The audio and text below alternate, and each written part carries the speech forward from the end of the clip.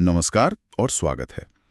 आज हमारे पास जो कहानी है उसका नाम है भूतिया केक। अब नाम सुनने में शायद थोड़ा बचकाना लगे, है ना? लेकिन यकीन मानिए ये छोटी सी कहानी डर को बहुत ही सधे हुए तरीके से परत दर परत बनाती है। सोचिए, एक पुरानी वीरान बेकरी, वहां से एक केक का डिब्बा लाया जाता है जिस पर सिर्फ एक लाइन लिखी है, 12 बजे के बाद ना खोलें।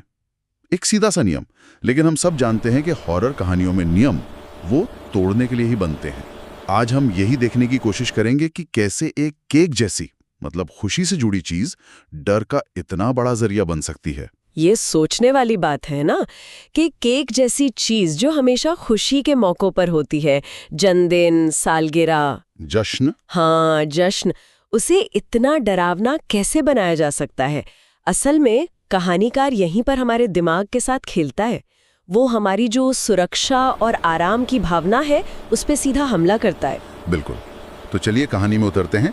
किरदार उस पुरानी बेकरी से केक लाता है और रात 12:05 पर, ठीक मनाही के बाद। हाँ ठीक मनाही के बाद वो डिब्बा खोलता है। अब यहाँ मुझे लगा था कि डिब्बा खोलते ही कोई भयानक चेहरा दिखेगा, लेकिन कहानी में सिर्फ एक साधारण सा केक है, सफेद क्रीम और ऊपर एक चेरी। ये थोड़ा एंटी क्लाइमैटिक नहीं लगा?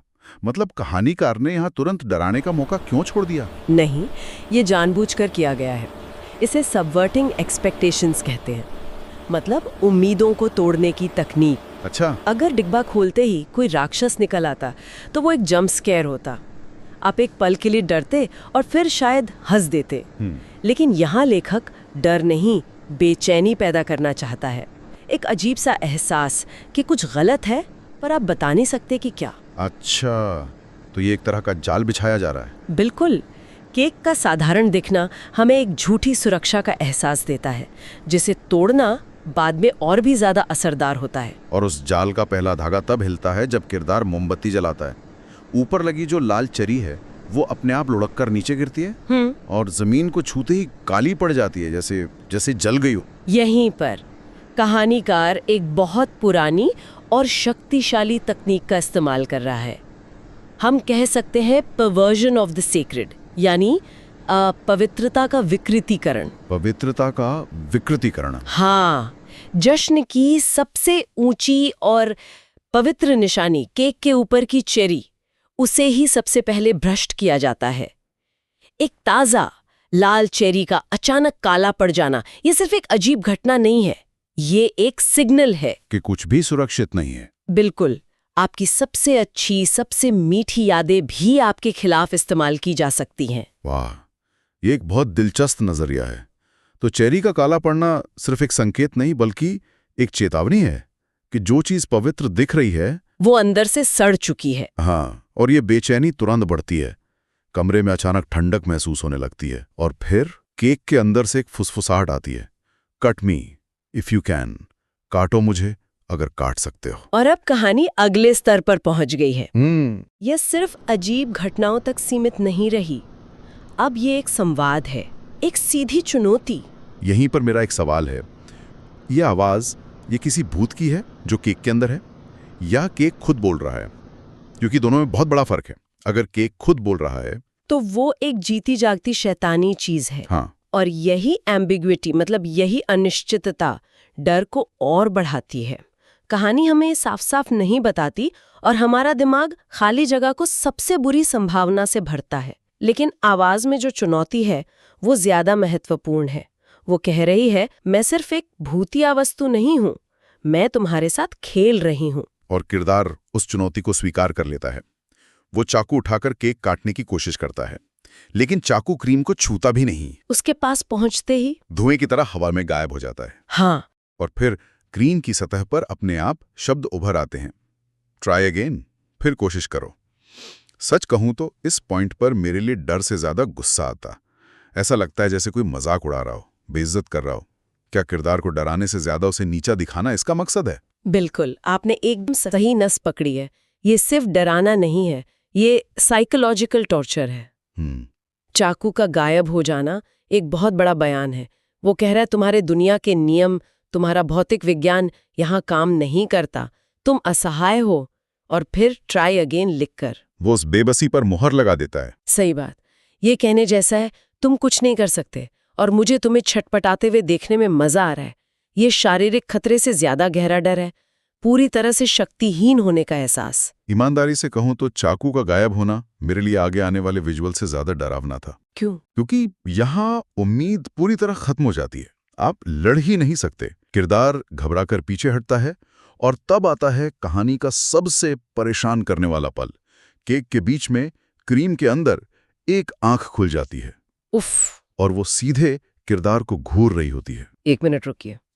केक में आंख खुलना, ये सिर्फ डरावना नहीं है, ये बहुत अजीब है। बहुत ज्यादा बेचैन करने वाला। हाँ। क्या ये हमारी किसी गहरी इंसानी डर से जुड़ा है कि हमें कोई ऐसी चीज देख रही है जिसे हमें देखने की इजाजत नहीं है? हाँ, ये सीधे तौर पर हमारे एक बहुत ही आदिम डर से जुड़ा है, जिसे स्कोपोफोबिया कहते हैं। घूरे जाने का डर। घूरे जाने का डर, बिल्कुल। एक शिकारी जब अपने शिकार को देखता है तो वो उसे घूरता है। देखे जाने का मतलब है कि आप शिकार हैं, और जब कोई ऐसी चीज आपको घूर रही हो जिसमें आंखें नहीं होनी चाहिए, तो हमारा दिमाग उसे समझ नहीं पाता। ये प्रकृति के नियमों का उल्लंघन है। हाँ, ये एक एहसास है कि आप अकेले नहीं हैं और जो आपके साथ है वो आपको नुकसान पहुंचाना चाहता है। और ठीक उसी पल जब वो आंख घूर रही होती है, जलती हुई मोमबत्ती बुझ जाती है और कमरा अंधेरे में डूब जाता है। ये डर का मतलब चरम बिंदु है। रोशनी सुरक्षा है, ज्ञान है, उम्मीद है। मोमबत्ती का बुझ जाना मतलब इन सब चीजों का खत्म हो जाना। अब किरदार पूरी तरह से उस डरावनी चीज के साथ अंधेरे में अकेला है। वो कुछ देख नहीं सकता, लेकिन उसे ये पता है कि वो चीज उसे देख रही है। बिल्कुल। और अंधेरे में उसकी कल्पना और भी भयानक तस्वीरें बनाएंगी। और कहानी हमें कल्पना करने पर मजबूर करती भी है, लेकिन फिर एक और विजुअल देखती है जो शायद सबसे भयानक है। अंधेरे में केक की क्रीम फटने की आवाज आती है। ओह। और अंदर से 2 छोटे-छोटे काले बच्चों जैसे हाथ बाहर निकलते हैं। बच्चों जैसे हाथ? हाँ, वो हाथ मेज को पकड़ते हैं, जैसे कोई पूरा शरीर उस केक के अंदर से बाहर निकलने की कोशिश कर रहा हो। ये छवि बहुत परेशान करने वाली है और ये कई स्तरों पर काम करती है। बच्चों के हाथ मासूमियत, बेगुनाही, इनसे जुड़े होते हैं। हाँ, सृजन से। लेकिन यहाँ वो काले और डरावने हैं।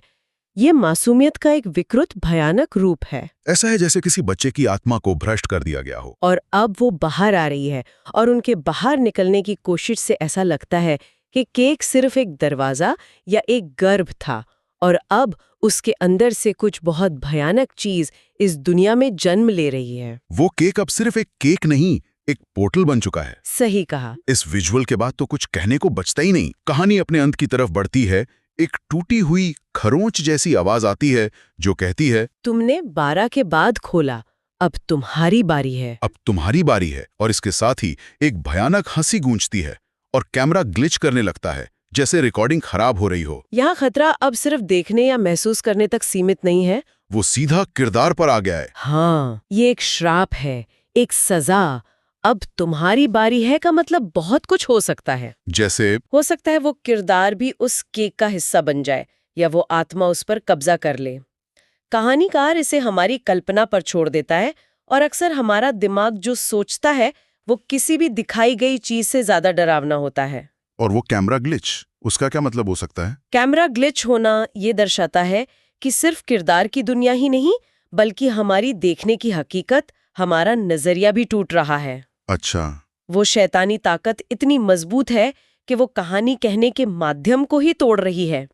ये एक फोर्थ वॉल ब्रेक जैसा है जो हमें यानी दर्शक को भी उस खतरे में शामिल कर लेता है। ये बताता है कि अब कुछ भी सुरक्षित नहीं है, हकीकत खुद बिखर रही है। तो एक साधारण सी चेतावनी 12 बजे के बाद ना खुलें से शुरू होकर कहानी एक जानलेवा श्राप और हकीकत के टूटने पर खत्म होती है। एक केक जो जश्न का प्रतीक है, यहाँ डर और मौत का दरवाजा बन गया। हाँ, कहानी ने हमें हर कदम पर धीरे धीरे डराया। एक साधारण सी चेरी के गिरने से लेकर एक आंख के खुलने और फिर हाथों के निकलने तक। बिल्कुल। इस कहानी की खूबी इसके डर को धीरे धीरे बनाने में है, जिसे स्लो बर्न कहते हैं। ये हड़बड़ी नहीं करती, ये हमारी हर इंद्रिय पर असर करती है। ठंडक का एहसास, फुसफुसाहट की आवाज और भयानक दृश्य। स्पर्श, सुनना और देखना। हाँ, और ये हमें ये भी दिखाती है कि सबसे ज्यादा डर उन चीजों का होता है जो अपनी जगह पर नहीं होती। केक में आंख, क्रीम से निकलते हाथ, ये हमारे जाने पहचाने आरामदेह दुनिया के नियमों को तोड़ देती है और इसी से असल डर पैदा होता है। और अंत में जैसा कि हम हमेशा करते हैं, हम सोचने के लिए एक सवाल छोड़ जाते हैं।